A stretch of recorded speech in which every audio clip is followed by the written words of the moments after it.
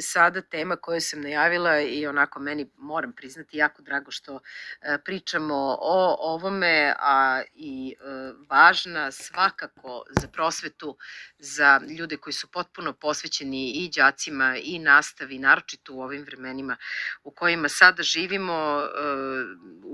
Ovde u studiju su mi Jelena Lukić, predsednica organizacionog odbora nagrade Prosvetitelj. Dobro jutro, dobrodošli. Hvala vam što ste ovde. I Mladen Šljivović, prosvetitelj za 2024. Dobro jutro, evo sad i uživo, mi smo se čuli kada je bio Dan prosvetnih radnika Srbije. Hvala oboma što ste ovde. Povod je zato što je Fondacija Alek Kavčić kao organizator projekta Prosvetitelj, raspisan je novi konkurs za prosvetitelja za 2025. godinu. Drugi konkurs po redu. Jeste, drugi ciklus po redu. Ajmo onda da pričamo o onom prvom ciklusu. Prvo da Jelenu pitamo kako je uopšte došlo do formiranja celog ovog projekta i do konkursa, kako se Fondacija Alek Kavčić odlučila na ovaj korak? Fondacija Alek Kavčić je već godinama u nizu prisutna ovde kod nas i njen cilj je unapređenje uslova našeg obrazovanja i podizanja ugleda nastavničkom pozivu. Što je možda danas bitnije nego ikada, vidimo kako se stanju nalaze i naša prosveta i naši nastavnici. Prosto potreban nam je nekakav podstrek i mi smo to pronašli u ovom konkursu. Gospodin Alek Kavčić je osnivač ove nagrade i oni su našli način da dođu do najboljih nastavnika kod nas, ne samo nastavnika, nego i vaspitača, učitelja i instruktora. Dakle, ova nagrada se odnosi na ljude koji rade i u formalnom i u neformalnom obrazovanju i ona želi da osvetli najinspirativnije primere među nama, među njima i da ih nagradi, pošto su oni vrlo retko nagrađeni. Da, nekako uvek kažu prosvetni radnici nagrade moj rad sa decom i u odeljenju, ali i tekako znači i kada se dobije ovako priznanje. Ko su oni koji su predlagali nastavnike u ovom prethodnom ciklusu, pa je evo naš gost ovde i osvojio tu nagradu? Pa to je moguće bilo prijaviti se na našem sajtu prosvetitelj.rs. Dakle, nastavnici se mogu prijaviti samostalno preko tog obrasca koji je na tom sajtu, ali takođe ih mogu prijaviti njihovi učenici, roditelji njihovih učenika, kolege i svi koji pripadaju njihovoj užoj i široj zajednici. Dobro, pošto je raspisan konkurs, ajde da kažemo i tih nekoliko važnih odredbi. Je li dovoljno samo da je to neko koji je u nastavi ili treba da ispunjava još neki uslovi? Pa on mora ili ona ispunjavati uslov da je bar 5 godina u nastavi, dakle u formalnoj ili neformalnoj. To može biti neki instruktor, trener, mentor, rekreator, recimo i tako dalje, animator. Oni moraju imati neke opipljive dokaze, znači uspesi njihovih učenika, njihovi lični uspesi, nagrade dosadašnje, ali to nije nešto presudno. Ono što je mnogo bitnije, to su moralne i društvene vrednosti koje oni kroz svoj rad prenose na svoje đake i na svoju širu zajednicu, zatim razne lokalne inicijative koje oni pokreću, tako da nije dovoljno samo da oni budu nagrađivani kao nastavnici, već prosto taj njihov uticaj na sve oko sebe. Kako izgledaju uopšte ta pisma, u stvari te prijave ove konkursne? Šta piše tu? Kako opisuju, recimo, đaci svoje nastavnike kada ih predlažu? Pa te prijave nisu previše deskriptivne, više su to neki osnovni podaci. Oni unesu ime i prezime nastavnika, osnovne podatke o njemu ili njoj, a zatim taj nastavnik koji je prijavljen ili vaspitač ili učitelj, on mora zatim do 28. februara 2025. godine da potvrdi tu prijavu.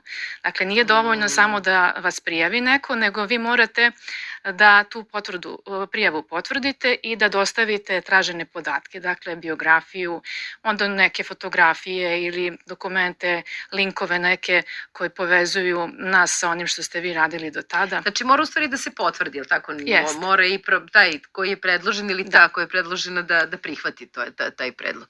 I onda tako 1000 ljudi bude prijavljeno i dođe se dotle da se dobije pobednik.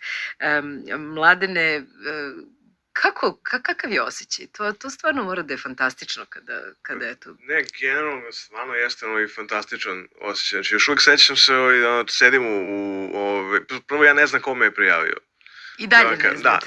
Da, znači samo je stiglo i ja gledam kako, da li da popunim, da li imam vremena, pa sam tako ostavio do poslednjeg dana, pošto je bilo baš i gužva u školi. I onda kao 15 finalista i vi se pojavite i vidite stvarno, znači, uprkos svim problemima i svim stvarima koje se dešavaju, postoje ljudi koji su odlučili da ne budu deo toga i da urade nešto više, znači da na neki način pokrenu. Da li će to biti kroz neku dramsku sekciju, da li će to biti kroz sekciju matematičara, da li će to biti već, ne znam, ja šta sve nije pripreme đaka za takmičenja u predmetima. Tako je. Znači ima genijalnih metoda. Samo što mi ne vidimo te ljude. Znači ja sam neki od njih znao od ranije jer smo se sretali i po seminarima i po konferencijama, ali većina njih je bilo jedno neverovatno prijatno iznenađenje. I onda kad vidite da postoje dobri primjeri, a vi se osjećate umorno i dođe vam da odustanete odjednom kao pa dobro, nisu oni, neću ni ja. I to je u stvari taj značaj nagrade. I onda kažem, kad sam još i ušao do finale, među tih 4, to je već bilo za mene nešto neverovatno. A onaj moment kad su proglasili pobednika i kaže pobednik nam dolazi iz gimnazije i napravi pauzu, ja gledam, čekaj, pa ja sam jedini gimnazijalac ovde. I daje sve onako, kako da kažem, ok, pojavljujem se u medijima, pričam, grad me i pre ovoga me voleo, sad još više. Ipak sam neko njihov koji je postao, da kažemo i šampion i ono kao, ono što kako kažu ponos grada, ali nisam baš siguran, ne, mislim malo mi to onako zvuči i neskromno, ali jednostavno shvatio sam da je to u stvari prilika da sad ja budem taj koji će reći evo ovo je ovo što ja radim i ovo je ono što možete i vi da uradite. Sad, izvinite, da za slušalce kažemo, vi uopšte ne predajete neki, mislim, lagani predmet, je li tako, u pitanju fizika? Tako je. To je nešto s čim se gimnazijalci itekako muče posebno u prvoj godini srednje škole.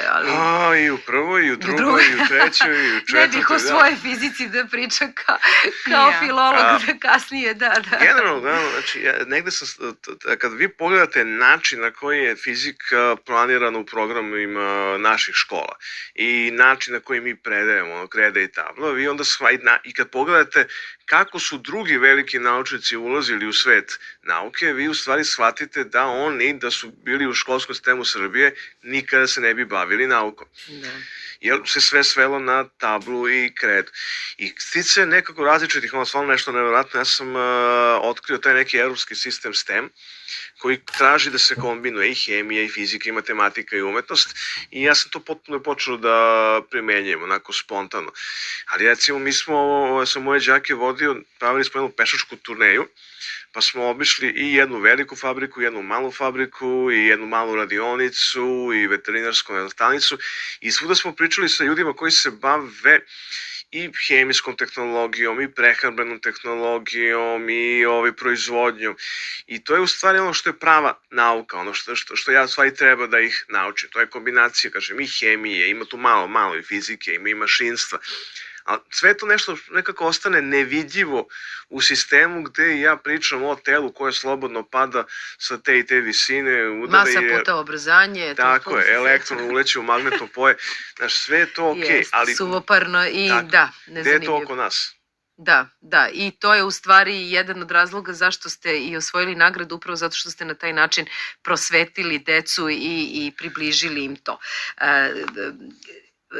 Ta nagrada vam je pružila nove mogućnosti u životu, je li tako? Jeste, evo, nedavno sam promenio i posao, sada sam u poziciji rukovodioca sektora za program i produkciju u Centru za promociju nauke. Sarađivali smo i ranije godinama i to je stvarno jedna organizacija koju stvarno onako volim i cenim, i ona je u stvari i pokrenula celu tu priču i povezala jednu grupu nastavnika, onih scientific ambasadora koji su se bavili STEM-om kod nas, odnosno tom mešavinom nauke, tehnologije, inženjerstva, matematike i umetnosti. I kada su mi oni ponudili da pređem, to je bilo jedan stvarno moment, baš kad sam se ja našao u jednom trenutku da sam u prosveti uradio skoro sve što sam želeo da uradim. Imao sam i mali umor od ovog, ne od takmičenja, nego od sistema. Ideja je da nešto pokušavate da promenite i pokušavate i ono, ne znam, kao Don Quixote i one vetrenjače da nazovemo. Ali kako da vam kažem, većina profesora fizike, evo i od moje dece profesori fizike u školi su apsolutno svesni da taj pristup nije dobar. Svi su. I svi ste svesni, ali i dalje ne možete da promenite pristup. To je u stvari, znači ono, ko menja sistem. Ne samo znači, fizika, ima tu i drugih predmeta. Imam neke osjećaje kao da trenutno postoje, ne znam, dva paralelna sistema. Jedan koji je ono stara škola, koji tvrdi da to treba da se predaje ovako, on ima da zna, on ima da uči ćao. Drugi koji kaže, ajde da probamo i projektnu nastavu, ajde da probamo više aktivnosti, ajde da smanjimo program. I da se ne bi došlo do sukoba, mi ubacujemo nove stvari u obrazovanje, ne izbacujemo stvari, to je sad kao, ne znam, onaj autobus u špicu, kad ne možete da uđete. Svi ulaze, niko ne izlazi. Tako je. Znači, neko mora da popusti i neko mora da izađe. Problem sa ovim je što generalno fizičari imaju jedan stav da je sve važno, da sve mora da se zna i sve mora da se nauči i kad pokazite pa kao, evo, gledaj koliko imamo plan i program, znači ovo ne može da se stigne, ne, kao, kako ćete, vi spremate čoveka za fakultet, jeste, ali za koji fakultet? I za ekonomiju, i za medicinu, i za tehniku, i za književnost, znači ja pravim Spartance. Znači, deca ne mogu to da urade i onda jednostavno su i primorani da bubaju. I onda mi nismo zadovoljni, roditelji nisu zadovoljni, deca nisu zadovoljni, niko nije zadovoljni, ali ne da može nešto da promenimo jer to već izlazak iz one zone u kojoj se trenutno nalazimo. Pa nadam se da ćete kroz Centar za promociju nauke imati priliku da utičete i zato ste se na taj korak i odlučili. Pokušat ćemo, to je deo plana, ono kad sam prihvatio, shvatio sam, ok, možda mogu da doprem do većeg broja nastavnika, možda možemo da polako menjamo sistem. Ajde da se vratimo na sam konkurs, evo, pri kraju smo razgovora, gde, evo, oni koji su nas upravo sada čuli i žele da nekoga prijave, koja je procedura, gde su formulari? Dakle, svi koji žele samostalno da se prijave ili da ih neko prijavi, mogu to učiniti na našem sajtu prosvetitelj.rs. Imate tamo 2 obrasca, jedan je za prijavu, a drugi se zove predloži kandidata. To je za ove sve ljude koji žele nekog da prijave. Ja bih samo pomenula nagrade, koje su možda i najzanimljiviji i najprivlačniji deo ovog konkursa. Mi smo povećali nagradni fond za pobednike, tako da fond koji je prošle godine iznosio 1.400.000 dinara, sada iznosi čak 2.900.000 dinara za pobednike, s tim što će glavna nagrada za prosvetitelje kao i prošle godine iznositi 1.000.000 dinara, polufinalisti biće po 100.000 dinara, tu ćemo ocenjivati 4 kategorije, to je izuzetnost u predškolskom, osnovnoškolskom, srednjoškolskom i neformalnom obrazovanju, dobit će tu i počasne plakete i učešće u prolećnoj radionici, a finalne kategorije će iznositi 300.000 dinara, znači tu ćemo birati izuzetnog vaspitača, izuzetnog učitelja, izuzetnog nastavnika i izuzetnog instruktora. Dakle, oni će svi dobiti po 300.000 dinara, a nagrada publike će takođe iznositi 300.000 dinara. To je ona nagrada za koju će glasati naši pratioci preko našeg online, preko našeg sajta prosvetitelj.rs i to ćemo otvoriti glasanje u septembru. Znači, čitav septembar ćemo imati, a dodela nagrada će biti 9. oktobra 2025. kada ćemo proglasiti pobednika.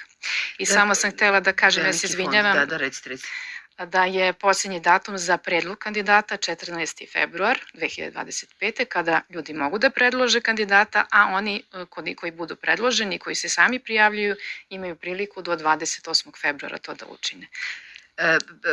Dobra je motivacija i lepo je što su te nagrade stvarno prvo vredi ovo znanje i ovo iskustvo i mnogo više, ali sjajno je što eto imaju priliku ti najbolji nastavnici da osvoje taj novac i boga mi motivacija za one koji se razmišljaju da li da prihvate tu kandidaturu da to urade.